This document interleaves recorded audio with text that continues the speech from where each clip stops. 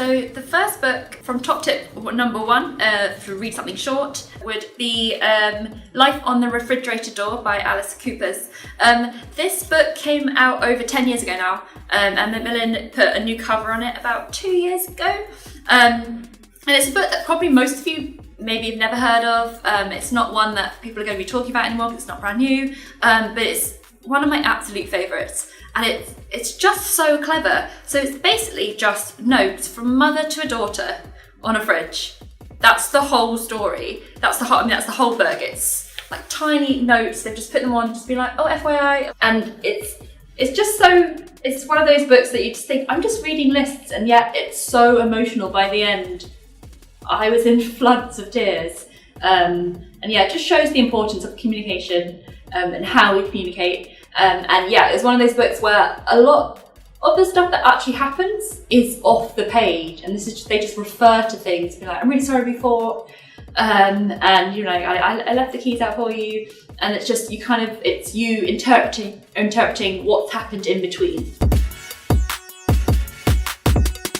And so my second tip for kind of getting reading, especially over a holiday period, would be to go back to something familiar, something you've already read and absolutely loved, and just go back and read it again. I think a lot of the times when I go away, or if I've gone on holiday somewhere foreign, and I've taken a couple of new books with me, and I'm really struggling to get into them, the first thing I usually do, rather than being like, oh, I'm just going to stop reading, because I think that's a really bad habit.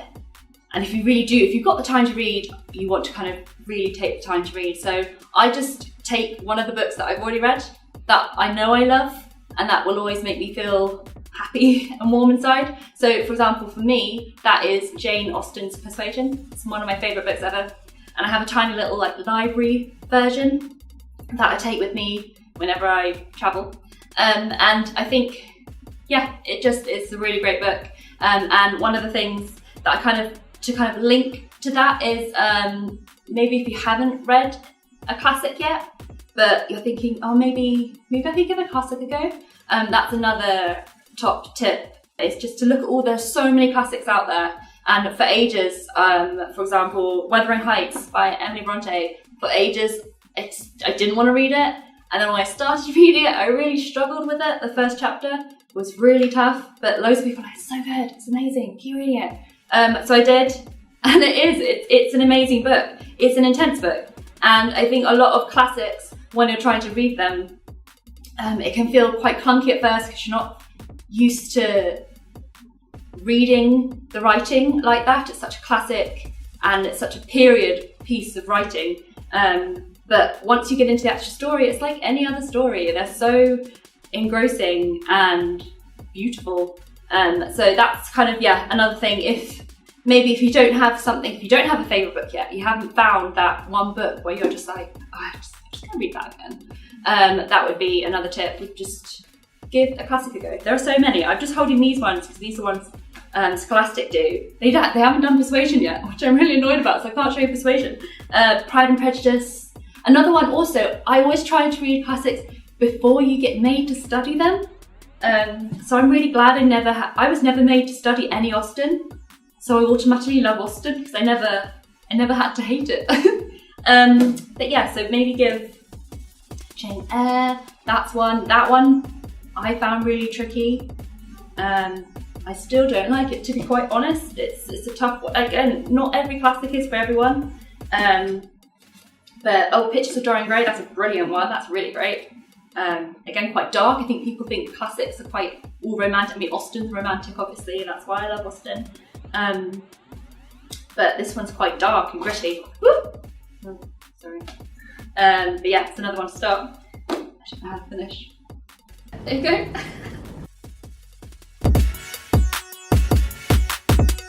So my third tip, whilst reading over the holidays, would be to try a series that maybe everyone has loved and recommended and you've never really got round to reading. That's the perfect times of holidays. I think the best way to start a series is knowing that you have the whole series. So every single year you're having to remind yourself what happened in the previous book.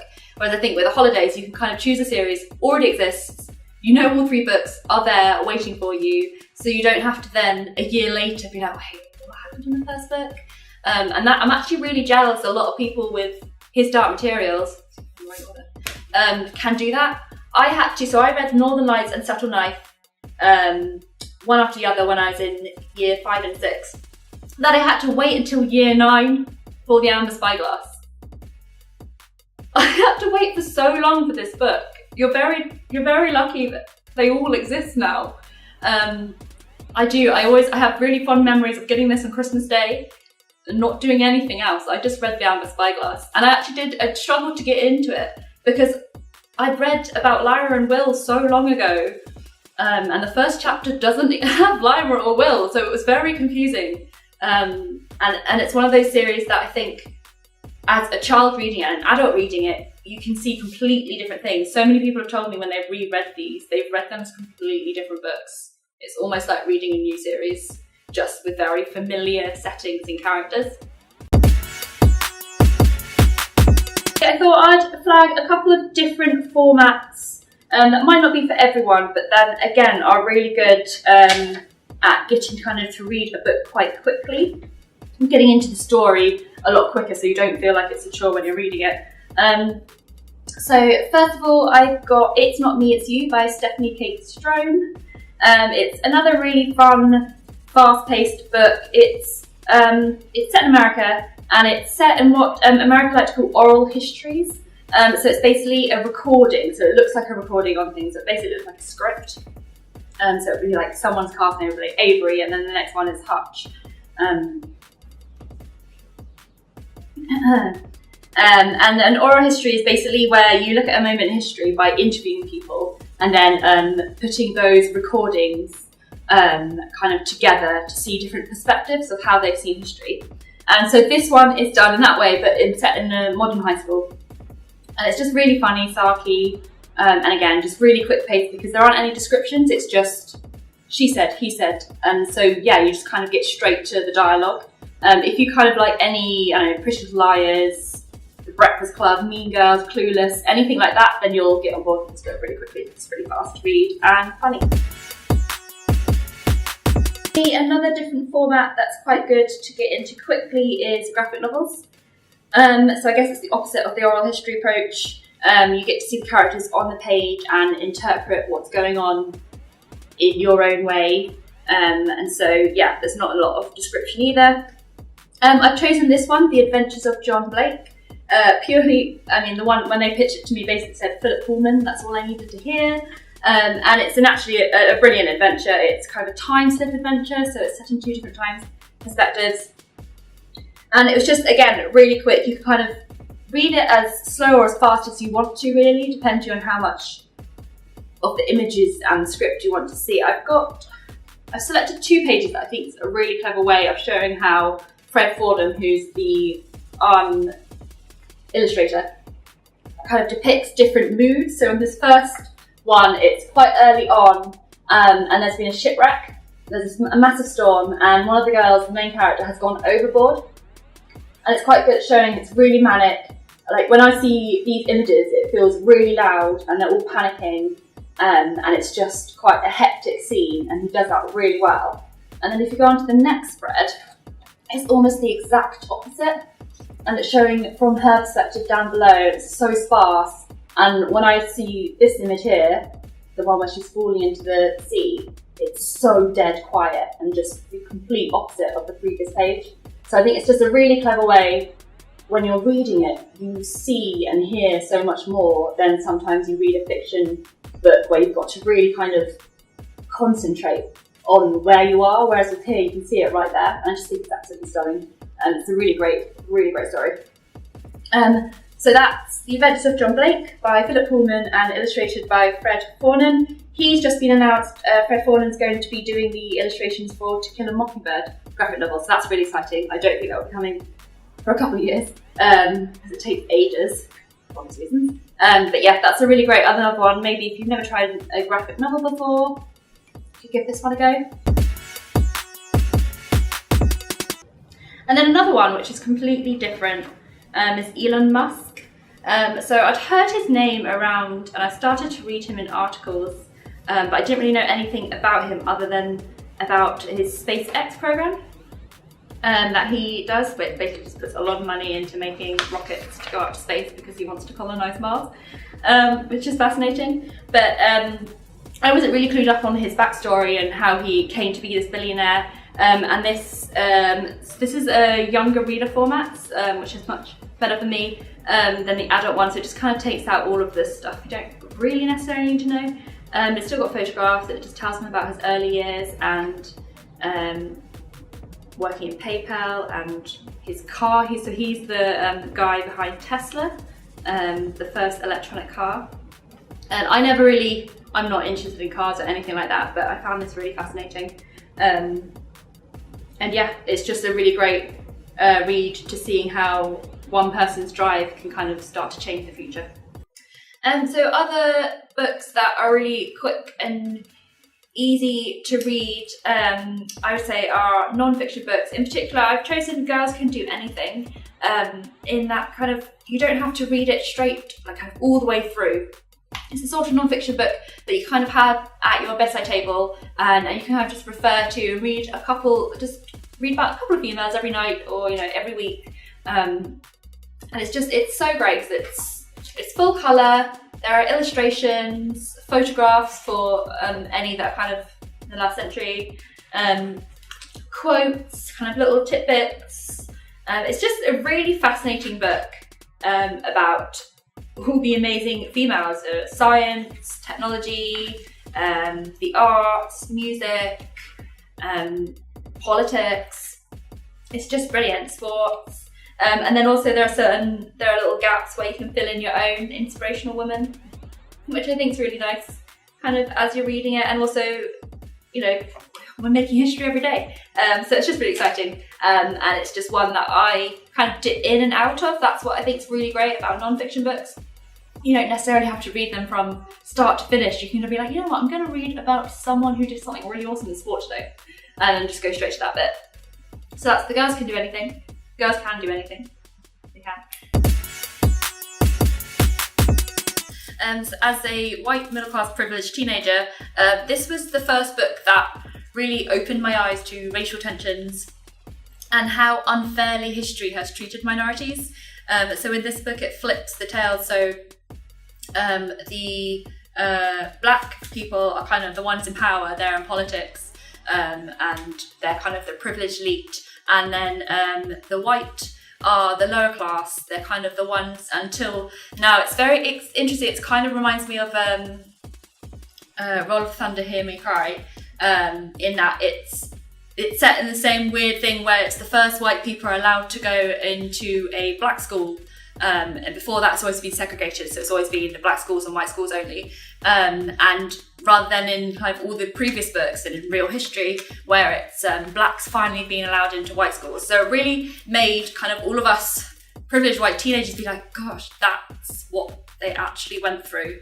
And I think Manly Blackman was very clever in flipping it around and making us kind of see the different perspective. And it also made me realise, it's kind of probably one of the first series where I thought, this is what books are here to do. They're made to make you kind of empathise and to shock you and to kind of really open your eyes to other people's worlds. So this is one, if you, over the summer or over holidays, you really want to be made to think and just think, oh gosh, this is one to yours. So it's Noughts and Crosses by Mallory Blackman. There are 4 books in the series. Yeah, it's amazing. It's a brilliant book. And then I've also chosen a kind of a quick series. So this is maybe only got 2 weeks or something, and you kind of want to invest in a small series. This is quite a new book. This is Lauren James, quite a young author as well. She wrote the first book, The Next Together, 2 years ago, and then the second book, The Last Beginning, came out last year. And the easiest way to describe it is kind of Doctor Who meets Time Traveller's Wife. So it's kind of a time slip romance. I was absolutely obsessed with this series. It's only 2 books, but it spans decades. And it's a love story kind of in different times. Also reminded me a bit like of Cloud Atlas. Kind of different time frames, but they kind of all interlink. She's really funny. She uses really clever, a bit like Life in the Refrigerator Door, like notes, and some of the chapters begin with emails between the two main characters, or depending on what time frame you are, then it's kind of, it will be a letter, obviously before emails and internet, and it's, yeah, so it just kind of set every single, depending on which time frame you're in, she uses a different way that they communicate, which I really love. And I just saw a quote at the back of this, actually, it's really clever, it explains it really easily, sorry. So the quote is, "A funny, gripping and incredibly imaginative story of true love and reincarnation." And that was a quote by Louise O'Neill, who wrote Only Ever Yours. And that's a really good quote. Yeah, a really quick romance. But again, it's it's one of those really nice series where you don't have to invest too much, just 2 books. But it's just, yeah, a really enjoyable read. And it makes you feel fluffy inside. Warm and fluffy. So yeah, that was The Next Together and The Next Beginning by Lauren James. And then the next book that's quite quick and short to read is The Incredible Billy Wilde by Joanna Ledeen. So this is, the reason I chose this book is because it's set as letters. So it's Billy, the main character, is writing, he's been told by his teacher, or asked, sorry, by his teacher for homework to write letters to God. And obviously he's a bit like, oh, I don't really know if God exists, or like, what God should I be writing to?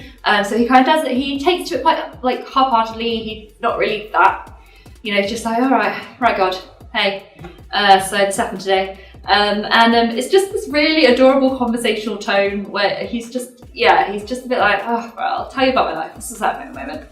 And it's about Billy, he finds a dog, and he's just asked he's asked God for a dog, so he's just like, whoa, that happened really quick, so this is why then he starts writing to him loads a lot. But it's about him trying to prove to his family that he can look after this dog, so he's allowed it because his dad doesn't let him. One of the things I really liked about this book is he's got this really bright, inquisitive younger brother who's just really keen to help out, and then he's got this really cool, too cool for school kind of older brother. And like separately, they're both a bit like the. But as soon as Billy kind of wants to prove himself to his father, they like get on board and they're really kind of out for helping each other. And that's one thing that I miss in a lot of books that come out these days. There seems to be a lot of sibling rivalry, rather than kind of them all joining together. And I think, yeah, for a holiday read, it's quite nice because usually you're kind of with your family. And so it's quite nice, yeah, just to see them all root for each other and look after each other. And yeah, I just thought it was a really great, quick story. Again, because it's in letters and the way that he does it, he's kind of be like, when he has time to write, he'll just quickly do a note. So it's a really nice, easy way to stop chapter-wise. You don't have to finish at the end of the chapter, you can finish at the end of a letter. So again, just really pacey. Yeah, so that's The Incredible Billy Wilde by Joanna Ledeen, and that's probably better for kind of younger readers, but I really enjoyed it as an adult, so it's pretty good.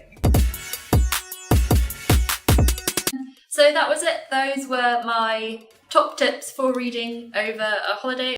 Obviously, they're only my top tips, so you can have completely different top tips. So if you have any others, comment down below and let us know if you have any others, and also any other books that you think are really good to recommend. If you think you've got a really good fast or quick book, or short book, or even a non-fiction book as well. I think that's one that I think quite a lot of people struggle to find. So if you know any really interesting and fun non-fiction books to read over a holiday, that'd be great. And then yeah, any series or any books in general. Yeah, happy reading.